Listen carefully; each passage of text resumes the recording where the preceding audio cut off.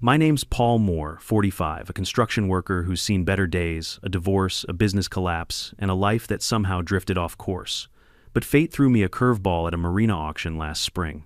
An abandoned 62-foot yacht named the Meridian was up for sale for less than the price of a pickup truck. I bought it thinking I'd fix it up live aboard part-time and finally fulfill a promise to my late father to scatter his ashes at sea. The next morning, toolbox in hand and heart full of hope, I returned to the dock. But as I stepped onto the deck, I froze. Smoke rose from the chimney, the smell of coffee filled the air, and laughter echoed from below deck. I walked down the steps, then stopped cold. A blonde woman in her 50s wearing a floral robe and holding a coffee mug stared me down with pure entitlement. "Who are you?" she demanded. "I'm the new owner of this yacht," I said. She smirked. "That's funny, because this is my home. Before I tell you what happened next, drop a comment with your city and local time, and if you love HOA-style drama and revenge stories, make sure to subscribe. Trust me, you won't believe how this one ends." The woman's name was Karen Clark, a name I'd come to hear far too often in the weeks that followed. Within minutes of stepping on my own yacht, I was surrounded. Her husband, Tom Clark, lumbered out from below deck, holding a half-eaten sandwich and glaring like I'd just broken into his home. Two kids peeked from the cabin doorway, a teenage boy, Dylan, and his younger sister, Emily. Karen crossed her arms and said it like a punchline, "We're not leaving. This yacht is under HOA jurisdiction, and as president, I'm the one who decides who stays. HOA. That three-letter curse word I thought only applied to suburban lawns and fences. Apparently this marina had one too. The Harborview Marina Homeowners Association, led by none other than Madam President Karen Clark. I tried to stay calm. "Ma'am, I bought this yacht legally at auction. Here's the title and bill of sale." She didn't even look at it. "Oh, paperwork. Cute. The thing is, Mr. Moore, the HOA already declared this vessel abandoned years ago. It's part of our community dock. You're trespassing on community property." I stared at her, half in disbelief, half in fury. "Lady," I said slowly, "I bought it. I have the state registration right here." Karen smiled, that smug little smirk every HOA tyrant seems born with. "You'll need to clear that with the dock committee. In the meantime, please leave the premises. You're making my family uncomfortable." Tom grunted, stepping closer. "You heard my wife." I could feel my blood pressure climbing.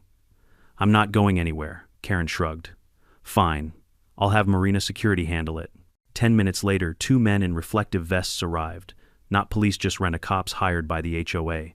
They asked me to de-escalate and comply with HOA rules. One even told me, "Sir, you can't occupy this vessel while the ownership dispute is pending." "Pending," I snapped. "I just bought it yesterday." They didn't care. Their orders came from Karen Clark, and around here Karen might as well have been the law. I left that day shaking with rage. I slept in my truck at the far end of the marina, staring at the Meridian glowing under the dock lights, my yacht now occupied by strangers sipping wine on the deck I paid for. The next morning, I found a bright orange sticker slapped across the hull, "Notice of violation, unsafe vessel pending HOA demolition hearing." I ripped it off. By noon, 3 more appeared. When I confronted the dock manager, Greg Parker, he sighed like a man too tired to fight. "Look, Paul," he said quietly, "Karen runs everything around here.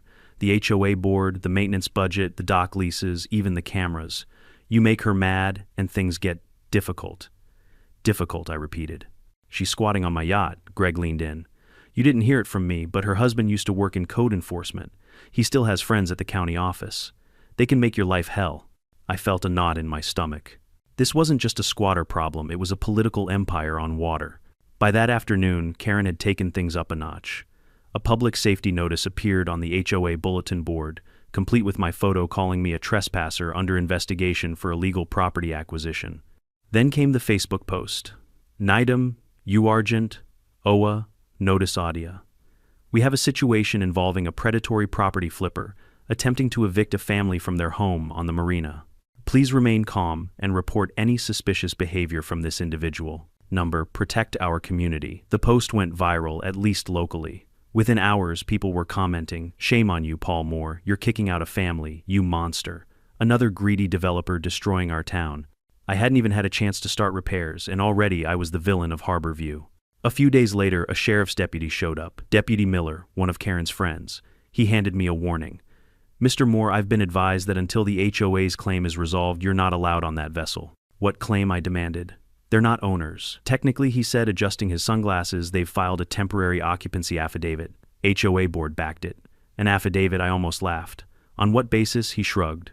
You'll have to take that up with the county clerk. I'm just enforcing.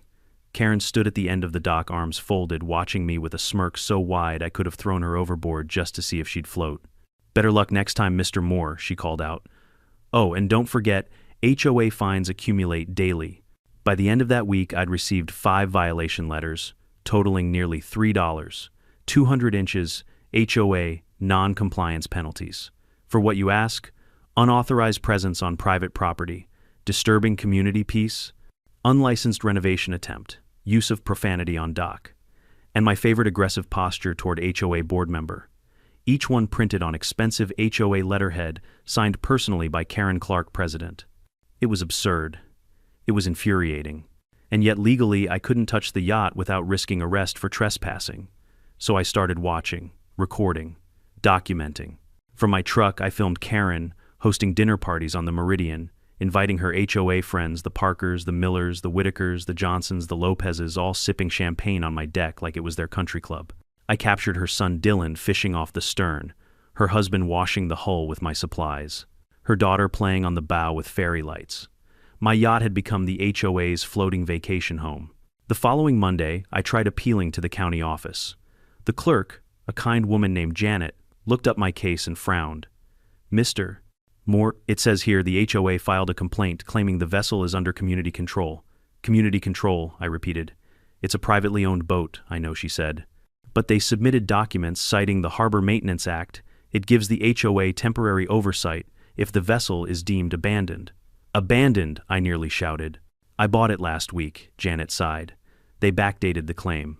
That was the breaking point. I sat in my truck that night staring at the glowing marina, every laugh and clink of wine glasses from my yacht stabbing me in the gut. I thought about calling the police again. I thought about cutting the ropes and sailing the yacht out to sea myself. But I knew that's what they wanted, for me to lose my temper, to make a mistake they could weaponize. So I did the one thing Karen Clark didn't expect. I played the long game.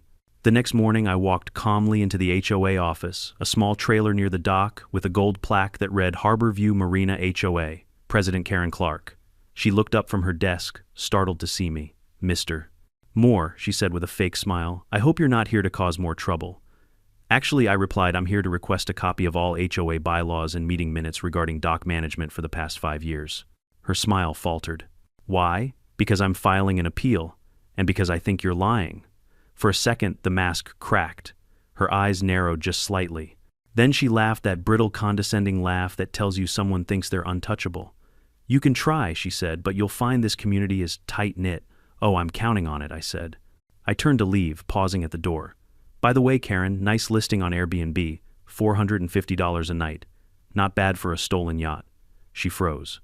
The smile vanished. That was the moment I knew the tides were about to turn. That night I couldn't sleep. The sound of waves against the dock, usually something peaceful, now felt like mockery.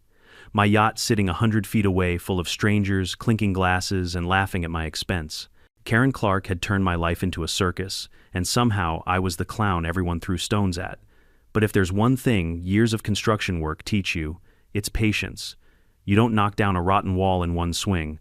You find the weak points and then you push until the whole thing collapses. So I started looking for cracks. First, I spent hours combing through every HOA rule I could find. The bylaws, public minutes, dock management contracts, everything.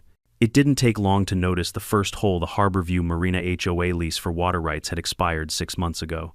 They'd never renewed it with the state. Meaning, in legal terms, the HOA had no actual authority over the marina waters. They could regulate the parking lot and picnic tables, but the docks, the slips, the moorings, that was state property. Bingo. I emailed the Department of Coastal Management to confirm it. 2 days later, I got a polite reply. As of current records, the Harborview HOA does not hold jurisdiction over navigable waters. Any claims of control beyond the shoreline are unenforceable. I printed that email 10 times. Next, I went after Karen's family directly. I wasn't stupid enough to confront them in person again, but I had Miguel Alvarez, my friend, and the only person who believed me, help dig around online. Miguel was a genius with social media. Within hours, he'd found Karen's Airbnb listing, using a fake name, of course, Luxury Marina Living. hosted by KC, photos of the Meridian, my yacht, my woodwork, my deck chairs. Underneath, enjoy peaceful sunsets aboard our privately managed community yacht. All proceeds support Harborview HOA. It had over 30 reviews. Guests praised Karen's hospitality, great location, and clean modern interiors. One review even said, "We met the HOA president. What a lovely woman," Miguel whistled. "She's running a full-blown business on your boat, man." "She's committing fraud," I corrected, jaw tight. "And she's using the HOA to cover it." I needed more proof. So I bought a small camera, one of those pen-sized dash cams contractors use, and hid it near the dock's maintenance post aimed straight at the Meridian. For a week, I recorded everything. Footage of Karen greeting new guests with fake smiles and HOA brochures, Todd helping load suitcases aboard, Dylan guiding guests to their cabins. They'd even installed a sign, "Private Charter, HOA staff only." By the fourth night, I caught something even better: Karen collecting cash payments from guests at the dock, not through Airbnb, but in envelopes. I compiled everything: photos, videos, screenshots, legal documents, the email from Coastal Management. Then I walked back into the HOA office, same trailer, same smug face behind the desk. "Mr. Moore," Karen said sweetly, "didn't I make it clear you're not allowed on community property without authorization?" "Good thing this isn't community property," I said, dropping a folder on her desk. "Your HOA lease on the water expired. You've been running a scam." She didn't even flinch. "Allegations like that could be considered harassment." I smiled. "Then call the cops. I'll show them your Airbnb page." For a moment, her jaw twitched. Then, with that fake HOA confidence, she slid the folder back toward me. "Paul," she said, lowering her voice, "let me give you some advice. People who make trouble for this community don't stay long. They move. Or they disappear quietly." It wasn't a threat shouted, it was one whispered like a queen, telling a peasant she didn't need to raise her voice to destroy him. I left without another word, but as I stepped out, I made sure she saw the small red light blinking from my phone recording the entire exchange. Later that night, Miguel came by my truck with 2 coffees and a look that said, "I found something big." "You're gonna love this," he said, pulling up a PDF on his tablet. County records show that the previous yacht owner, Harold Brennan, listed a caregiver on his estate paperwork. "Let me guess," I said. Miguel nodded. "Karen Clark." I blinked. "Wait, how's that possible? She worked part-time as a caretaker for seniors through a nonprofit. Brennan died under hospice care 2 years ago. His insurance beneficiary got changed 3 months before he passed." "Guess who was listed, Karen?" I said quietly. Karen, Miguel confirmed. "And the policy was $40,000. I leaned back, stunned. "You're telling me she got paid off his death?" "Yep. And that yacht, according to an old marina report, Harold never actually abandoned it. The HOA declared it derelict after he died.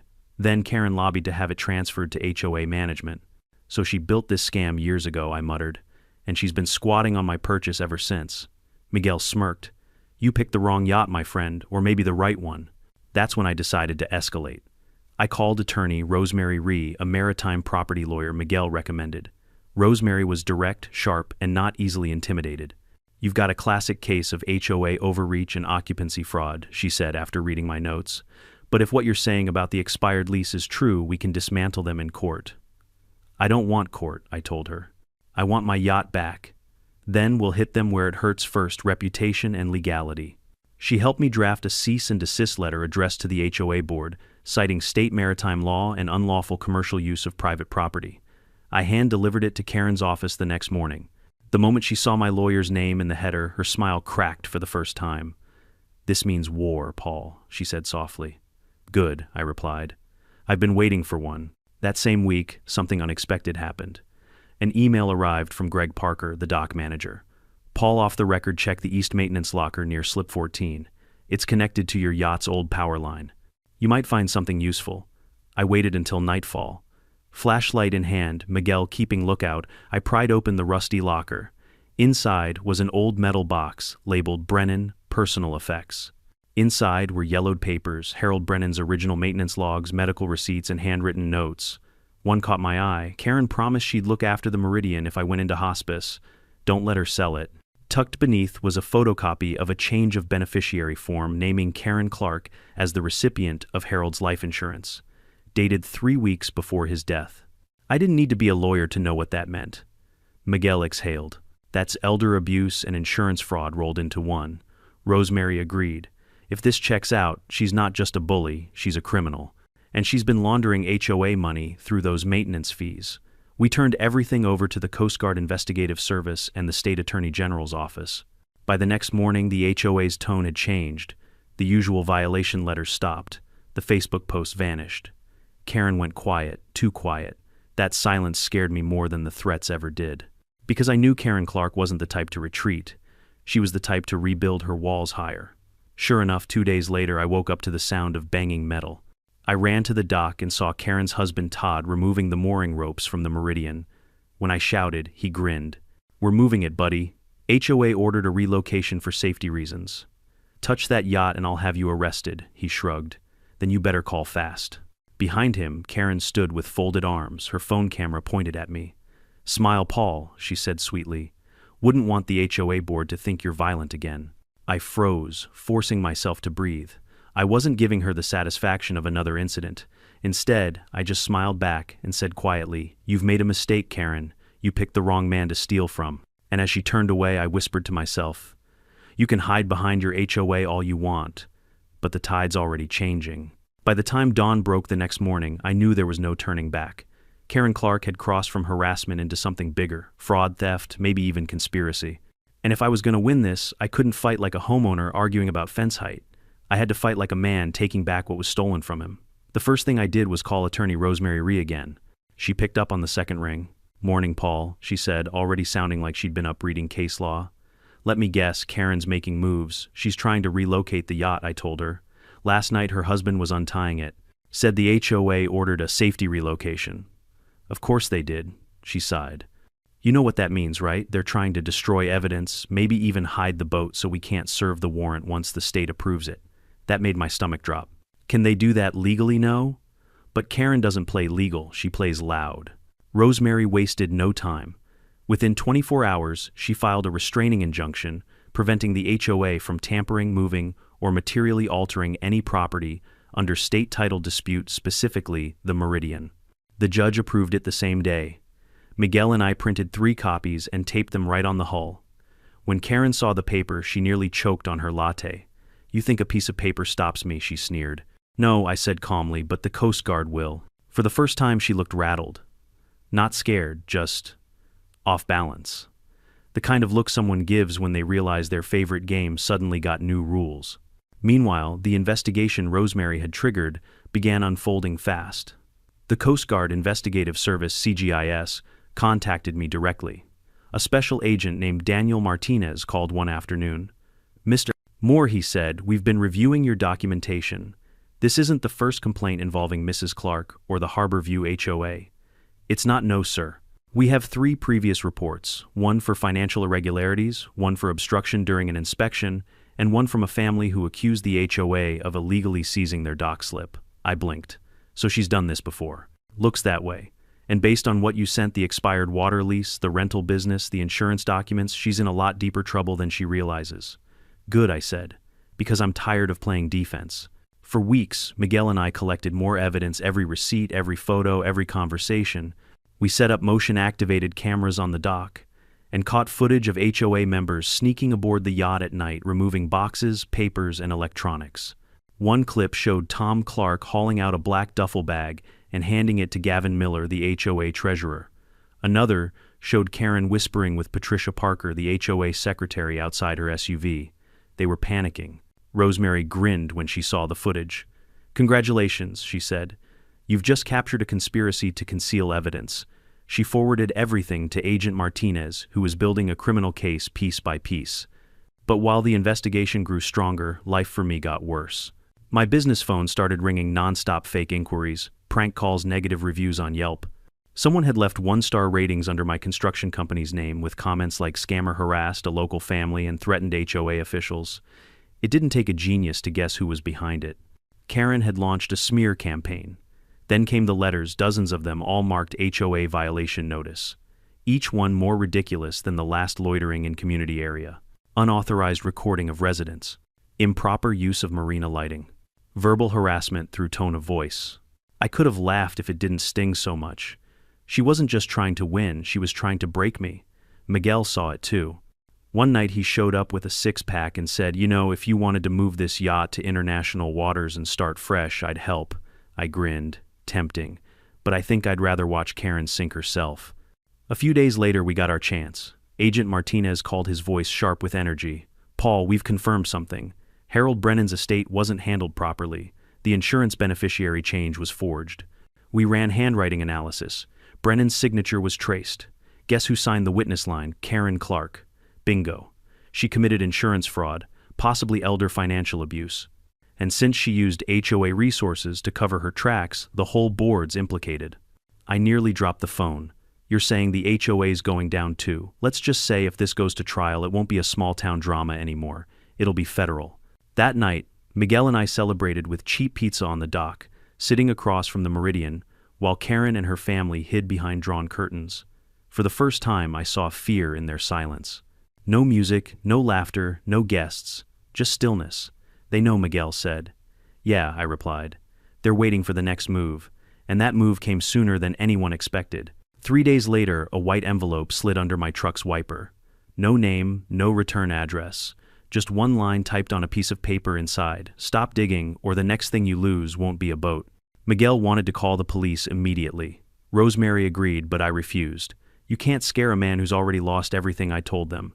Instead, I doubled down. Rosemary arranged for an official meeting between the HOA board and a state land officer to review maritime compliance.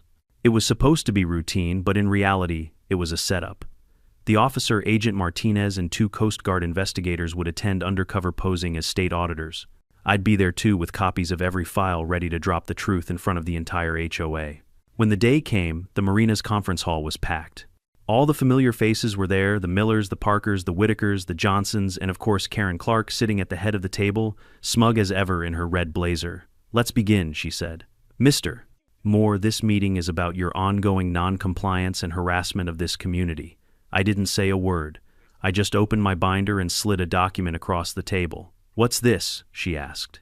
Your HOA's expired lease. Signed by you. Dated 2 years ago. Never renewed. She blinked. That's irrelevant. Really, I said, handing her another paper. Then maybe these photos are irrelevant too. You renting the Meridian on Airbnb, collecting cash, using HOA funds for boat maintenance that never happened. Gasps filled the room. The Millers whispered to each other. Karen's face flushed. This is defamation. You can't just... I interrupted, my voice steady. Actually, I can. Because I have proof Harold Brennan didn't sign over that insurance policy to you. You forged it. The room went silent. She opened her mouth, but before she could speak, Agent Martinez stood up from the back row, flashing his badge. Karen Clark, please remain seated. The entire room froze. Martinez stepped forward. We have a federal investigation underway into fraud, forgery, and embezzlement within this HOA. You're advised not to leave the premises. Karen's face turned white. Her husband bolted for the door. 2 agents stopped him. I sat there watching, my heart pounding, as the queen of the marina finally realized her kingdom was crumbling. The meeting was shut down. Agents spent the rest of the afternoon seizing laptops, files, and bank ledgers. When Karen was finally escorted out in handcuffs, she turned to me and hissed, "You think you've won, Paul? You have no idea who you're dealing with." I just smiled. Yeah, Karen. That's the problem. You thought I was someone who'd back down. That night, the Meridian sat empty for the first time in months. No lights, no laughter. Just quiet. I walked up the dock and placed my hand on her hull. "Welcome home," I whispered. But deep down I knew this wasn't over. Not yet. Because people like Karen Clark don't drown quietly. They drag everyone down with them. And I had the feeling she wasn't done fighting. For the first time in months, the Meridian was silent. The water lapped gently against her hull, the same rhythm that had once soothed me when life went sideways. Only now every creak of wood, every faint splash felt like a reminder that the storm wasn't over. Karen Clark might have been in custody for questioning, but people like her didn't crumble that easily. Miguel said it best as we stood on the dock that night, coffee cups in hand. "She's too arrogant to give up," he muttered. "Karen's the kind of woman who'd try to run the prison if you locked her in one." He wasn't wrong. The next morning when I arrived at the marina, I found something waiting for me, a lawsuit notice. Filed overnight by the HOA's acting president, none other than Patricia Parker. The charge: defamation, property interference, and emotional distress to the HOA community. I laughed so hard, I nearly dropped the paper. They're suing me. For exposing their crimes. Rosemary wasn't laughing. It's not about winning, Paul. It's about exhausting you. This is how HOA bullies fight. They drown you in paperwork. She was right. For every move we made, they'd fire back with 10. I received more letters in a week than I had in my entire life. HOA fines, civil summons, community conduct, complaints, even a formal ban from attending marina events. It was chaos, but it was also desperation. The board was scrambling to cover up years of corruption. And the deeper I dug, the uglier it got. Agent Martinez reached out again, this time with urgency in his voice. Paul, we've finished reviewing the digital evidence from the Meridian's onboard computer. There are transaction records going back 5 years, unreported income from rentals, cash transfers, between Karen Clark, HOA treasurer Gavin Miller, and 2 offshore accounts. Offshore, I repeated? Yes. One in the Cayman Islands, one in Belize, both tied to a shell company called Harbor Living Group, LLC. And guess who signed the incorporation documents? Karen Clark. Exactly. We're looking at organized financial fraud. But there's something worse. The insurance file on Harold Brennan. He paused before continuing. Karen didn't just change the beneficiary form. She also altered his medical consent paperwork while she was working as his caregiver. She listed herself as his medical proxy even though she wasn't family. That's illegal, right? Very. And it gets worse. Brennan's attending nurse from the hospice facility died in a car accident 2 weeks after he did. I froze. You think Karen had something to do with it? Martinez sighed. We can't say that yet. But we've opened an elder abuse and possible homicide inquiry. She's connected to at least 2 other suspicious deaths across state lines, both former clients. I felt the blood drain from my face. This wasn't just an HOA war anymore. This was something darker, something rotten beneath the surface. That night, Miguel and I met Rosemary at her office. The walls were covered with printouts, photos, financial charts, emails, and legal documents, all pinned together with red thread. It looked like something out of a crime movie.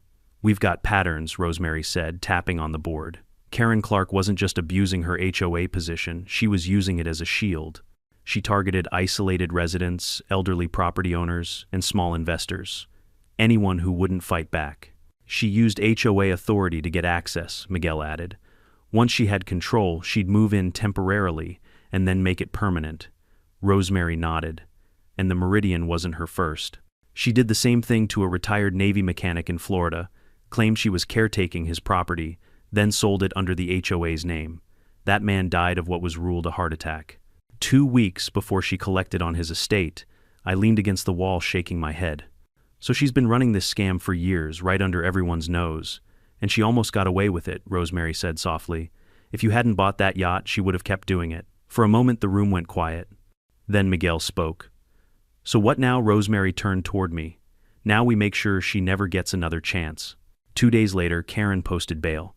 She returned to the marina like nothing had happened, hair done, sunglasses on, smile plastic but unbroken. The HOA families, the Millers, Parkers, and Whitakers, greeted her with cautious applause, pretending not to notice the 2 federal agents parked nearby. Karen walked right up to me, heels clicking on the dock, and said sweetly, "Back to normal, Paul. The HOA reinstated me as president." Democracy wins, doesn't it? Sure, I said, if you ignore the part where democracy's under FBI surveillance. She smirked. Oh, honey, the FBI doesn't scare me. I've had dinner with half the county council. I wanted to throw her off the dock, but instead I just smiled. Enjoy your freedom while it lasts. I plan to, she said, and turned away. But her eyes, those sharp, calculating eyes, lingered on the Meridian as she walked past like a predator circling prey she wasn't done with. That night, someone cut the power to my truck. Then my dock camera feed went black. When I checked the footage the next morning, the last thing I saw before the signal died was a figure-tall male wearing a hoodie, slipping something into my mailbox. Inside, I found a small plastic bag with a single bullet and a note. Sail away while you still can. Rosemary called the police immediately, but I wasn't scared, I was furious. Karen had gone too far. Let her make noise, I told Miguel. The louder she gets, the faster she sinks. Within a week, our federal allies had everything they needed. Agent Martinez called again. The states approved a full joint operation, Coast Guard, IRS, and the Attorney General's office. We're moving in soon, but we'll need your help to make it public. Public, how Karen's hosting a community event this weekend, the Marina Renewal Gala. She's using it to clear her name and announce a new HOA project. That's when we'll serve the warrants. But it'll be more effective if she incriminates herself on record. You want me to bait her? Exactly. Just keep her talking long enough for us to act. I hesitated, then nodded. I'll do it. Saturday came fast. The docks were strung with lights, tables covered in white cloths, cameras rolling for the local news. Karen stood at the podium in her signature red blazer waving like a celebrity. Neighbors, she began, I know there have been rumors and lies spread about me, but let's remember this, Marina is about community, and no outsider will ever take that from us. I stepped forward from the crowd, microphone in hand. Then why'd you steal from it? A hush fell. Karen froze mid-sentence. Excuse me, I held up a folder, the original copy of Harold Brennan's insurance form. Because of you, an old man lost everything, and when he died, you made sure you got paid for it. Her voice cracked just slightly. You have no proof. Oh, I think we do, I said, turning to the cameras. Because right now as we speak, federal agents are seizing your HOA's bank accounts. The color drained from her face. She tried to step back, but it was too late. Sirens wailed in the distance. Agent Martinez emerged from the crowd with 2 officers flashing his badge. Karen Clark, you are under arrest for fraud, forgery, embezzlement, elder financial abuse, and obstruction of justice. The crowd gasped. Karen stumbled backward, grabbing the podium for balance. You can't do this. This is my marina. Martinez looked her dead in the eye. Not anymore. As they cuffed her, she screamed a shrill, venomous sound that echoed across the dock. You'll regret this more. I'll make you regret this. But for the first time, her threats didn't scare me, because this time she was screaming from below deck. That night, the Meridian glowed softly under the dock lights once again, but this time the laughter on board was mine. Miguel clinked a beer bottle against mine and said, So, you gonna rename her now? I smiled. Already did. The gold letters gleamed on the hull, Liberty Tide. Freedom had never looked better. Karen Clark's arrest should have ended everything. The news blew up overnight. HOA president charged in $2.4 million fraud scheme. The town's gossip groups couldn't talk about anything else. For the first time since this nightmare began, I thought I could finally breathe again. But if there's one thing I learned about people like Karen, it's that they don't go down quietly. They drag everyone they can with them, and they always have one last trick. And sure enough, she did. A week after the arrest, Rosemary called me into her office. Her expression was sharp, but her tone carried that familiar edge of worry.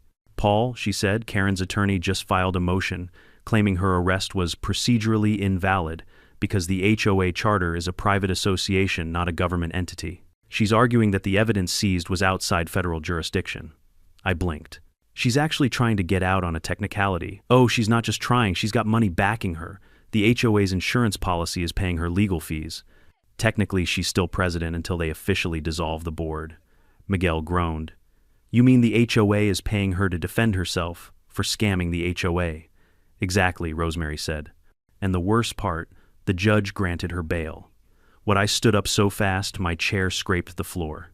You're telling me she's getting out. She'll be under supervision, but yes. She'll be back at the marina until the next hearing. My hands clenched into fists. She's going to come after me again. Rosemary's eyes narrowed. Then we'll make sure the next time she steps out of line, she's the one walking into our trap. When Karen returned, she didn't come quietly. She arrived like she was starring in her own redemption movie, red blazer, pressed sunglasses, gleaming chin high. Behind her, a camera crew from a local station filmed every step. Harborview's own HOA president returns after false allegations, the headline read later that night. She was already rewriting the story. Karen called it a smear campaign. Claimed she was framed by an angry property flipper with a vendetta. Even managed to convince a few of her loyal board members, Patricia Parker and Gavin Miller, to appear beside her in a staged press conference on the dock. Watching it made me want to throw my TV off the wall. But Rosemary had a plan. We'll let her dig her own grave, she said. The Attorney General's office wants one more piece of evidence, something public, undeniable, recorded. Agent Martinez agreed. We want her on record admitting to her role in the financial cover-up. There's a gala planned next week, the Marina Renewal Celebration. She's hosting it under the guise of restoring community trust. We'll be there undercover. Your job, Paul, is to keep her talking. Talking, I said. She'll throw me out before I get a word in. Then you'll just have to make yourself impossible to ignore, Rosemary said, smiling faintly. The night of the gala, the marina looked almost unrecognizable. String lights draped from mast-to-mast tables lined with hors d'oeuvres, and the same HOA crowd that had once called me a predator now mingled in cocktail attire. Karen stood at the center like a queen reclaiming her throne. Tonight, she declared into the microphone, we celebrate unity, transparency, and community spirit. I walked in right on cue wearing a crisp suit and holding a single folder. Heads turned. Conversations froze.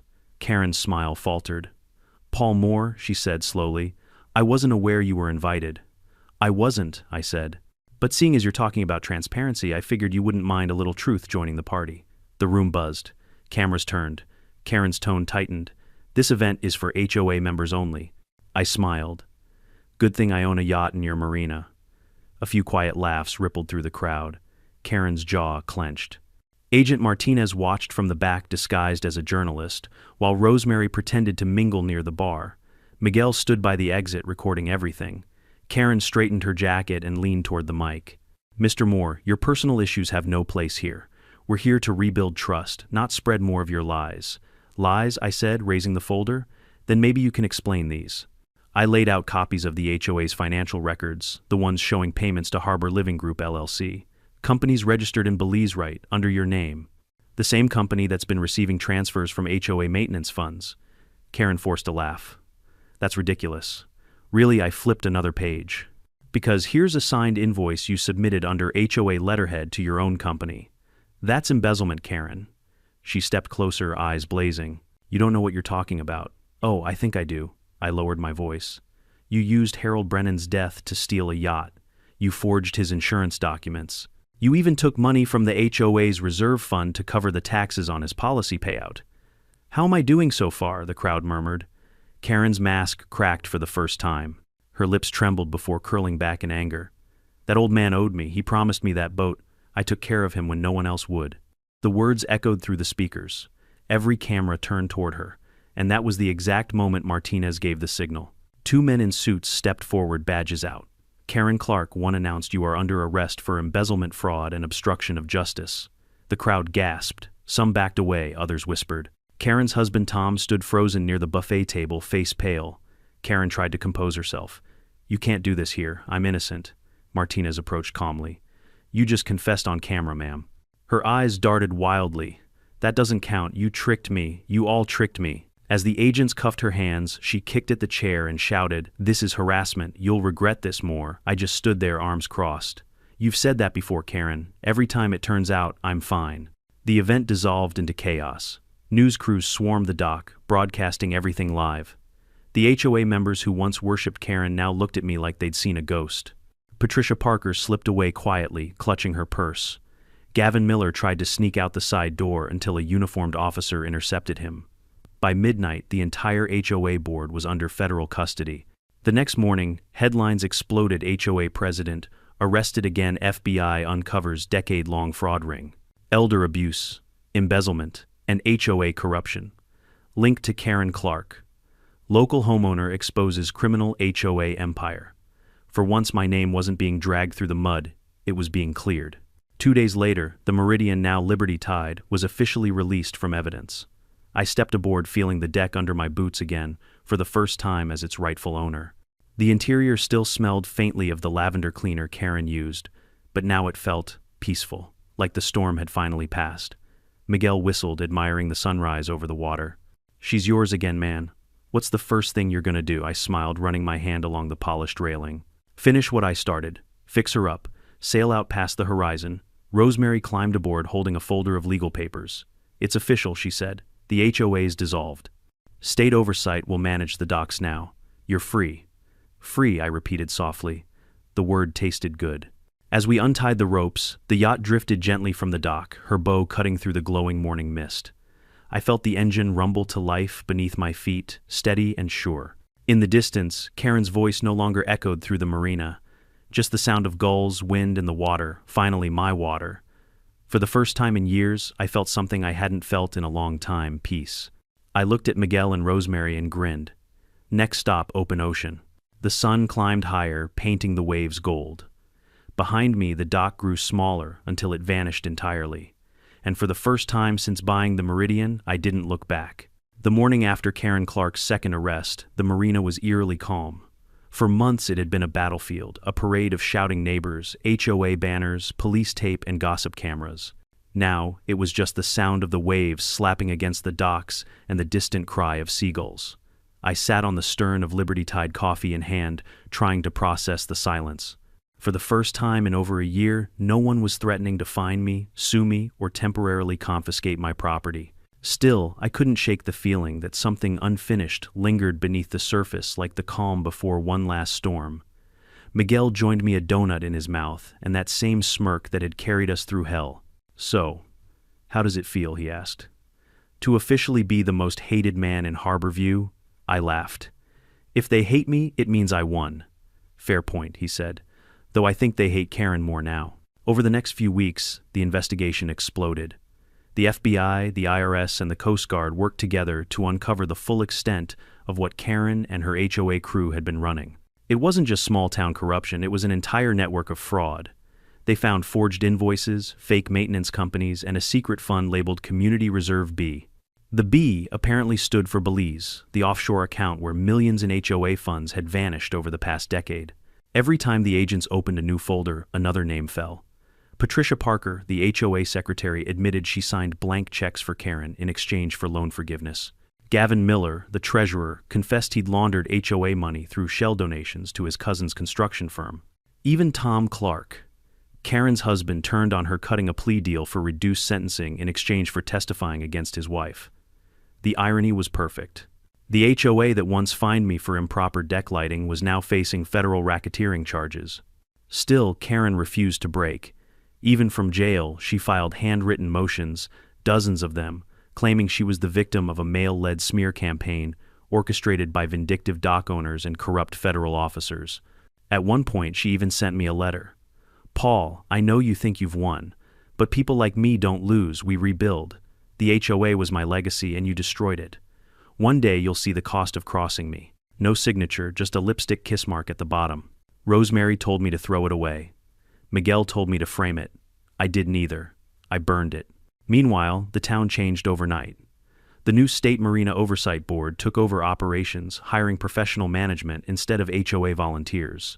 The absurd rules: no loud laughter after 9 p.m., no fishing without HOA consent, no boats painted in unapproved colors were gone. The people who'd once glared at me now nodded respectfully. Some even apologized. "Didn't realize how deep it went," one man told me. "Karen had everyone fooled." Another laughed awkwardly.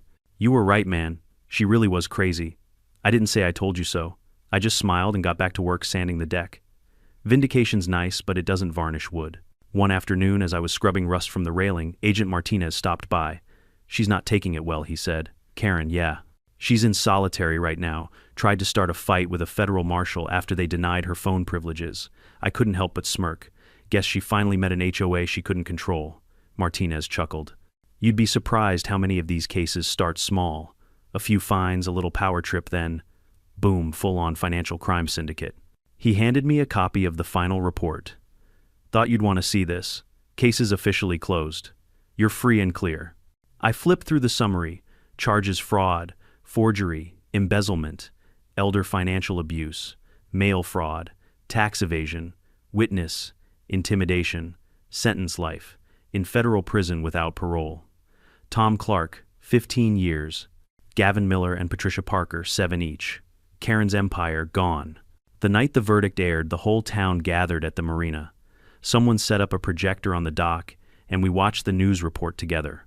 The anchor's voice carried over the waves. "Former HOA president Karen Clark has been sentenced to life in prison for orchestrating a multi-million-dollar fraud scheme. Investigators credit local resident Paul Moore for uncovering the operation that led to her arrest." People clapped. Some even cheered. I didn't smile.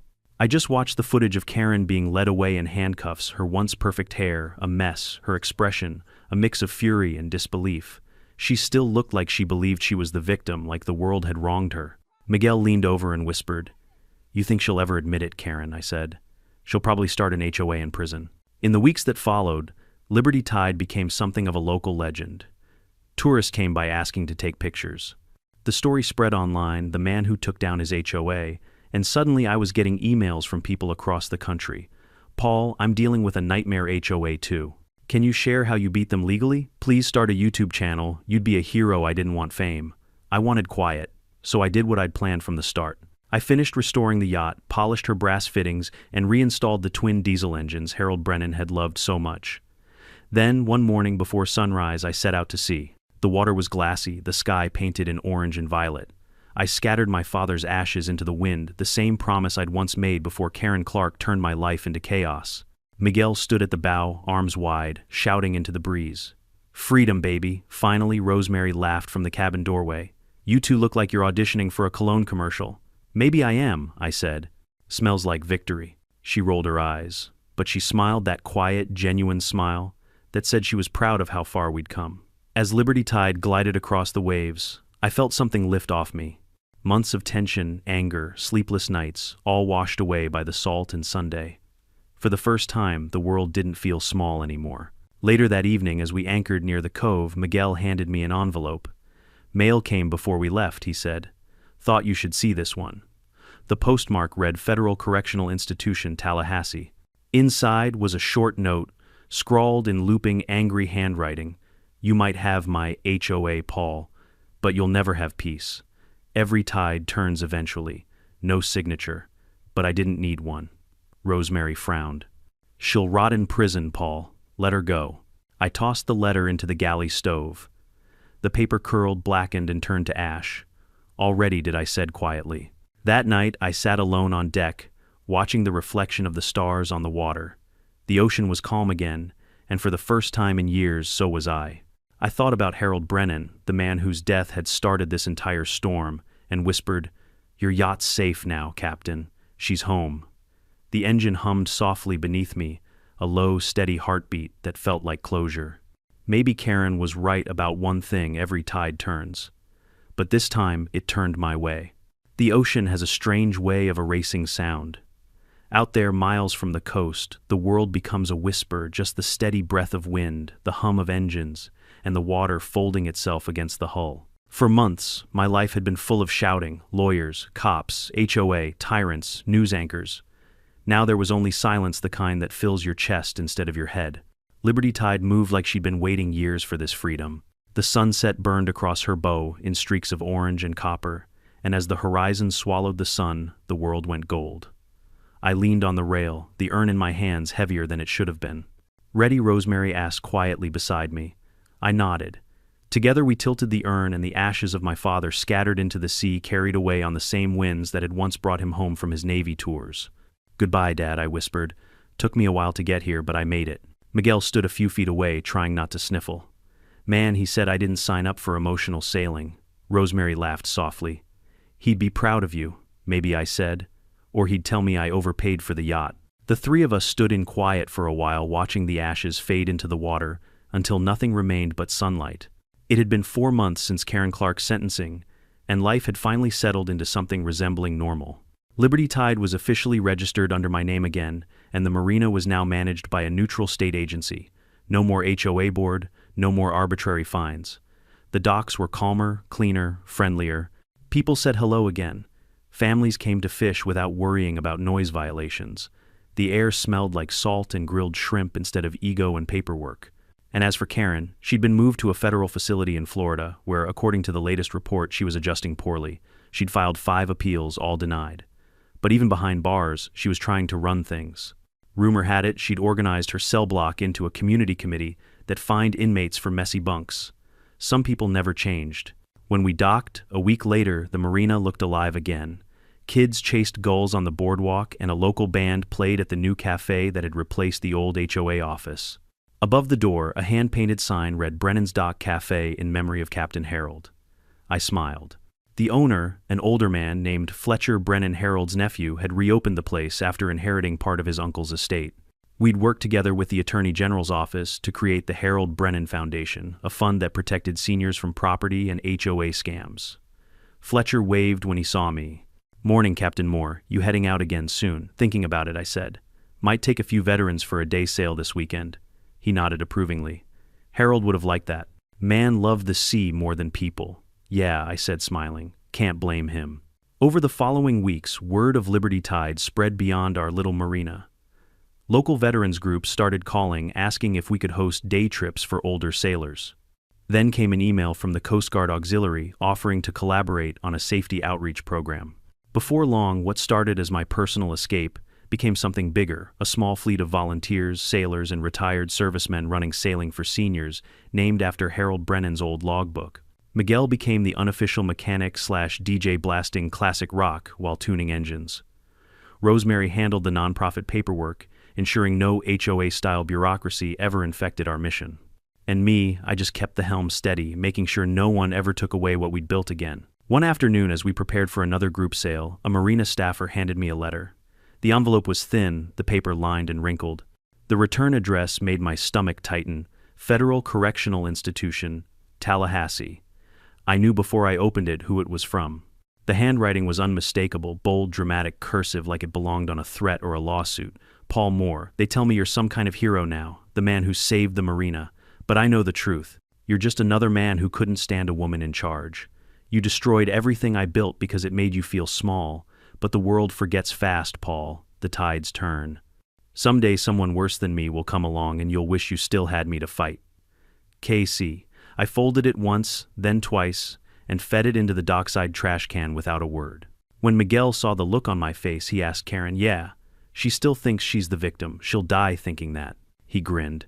Guess some people never get seasick from their own ego. That evening, the three of us took Liberty Tide out again. No passengers this time, just us. The water was calm, the air soft, with the smell of salt and rain. As we cruised past the old dock, the one where Karen had screamed her last threats, I saw the faint reflection of the marina lights ripple across the waves. The dock was rebuilt now, stronger than before. A metal plaque hung at the end in memory of the Harbor View incident. May truth always outweigh authority. I felt something shift in my chest. Closure, maybe. Or peace. Rosemary leaned beside me at the rail. "You ever think about selling it? The yacht, I mean?" I shook my head. Not a chance. Too many ghosts would be homeless. She smiled. "Good. Because it suits you." Later, after dropping anchor offshore, Miguel played his usual mix of Fleetwood Mac and 70 Seconds blues. The sky melted into indigo, and the stars began to pepper the horizon. "This," he said, "raising a beer is what victory tastes like."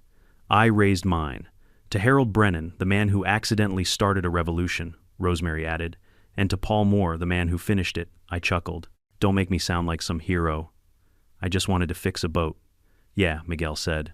"And you ended up fixing a whole damn town." When the laughter faded and the sea took over again, I thought about everything that had happened, about power greed and how far people like Karen would go to protect their illusion of control. HOAs were supposed to preserve order, but in the wrong hands they became something else, a weapon. And for too long, good people, quiet people had been too afraid to fight back. If my story proved anything, it's that the loudest person in the room isn't always the one who's right. Sometimes it's the one quietly taking notes, the one who knows that the law, patience, and persistence are louder than any megaphone. As dawn broke over the horizon, I stood alone at the bow, the sunlight spilling across the deck. For the first time in years, there was no anger left in me, only gratitude. I looked back toward the marina one last time, then forward to the open sea. "Let's go home," I whispered, to no one in particular. The engines rumbled to life. The sails caught the wind. Liberty Tide turned toward the horizon and cut through the morning light, free, clean, unstoppable. If this story taught me anything, it's that power only corrupts when no one challenges it. Karen Clark's HOA ruled through fear, through letters, fines, and intimidation, and for years everyone let her. People convinced themselves it wasn't worth the trouble to fight back. But the truth is, injustice doesn't vanish because you ignore it. It just grows quieter, stronger, and more entitled.